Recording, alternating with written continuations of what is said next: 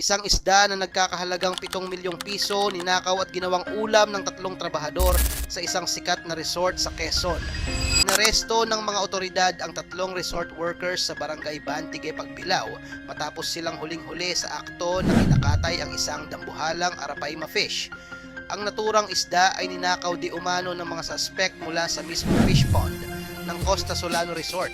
Hindi ito basta-bastang isda dahil ayon sa pulisya, ang Arapaima na ito ay tumitimbang ng 70 kilo, may habang lagpas 6 na talampakan at tinatayang 25 years old. At ang masakit pa, nagkakahalaga lang naman ito ng 7 milyong piso.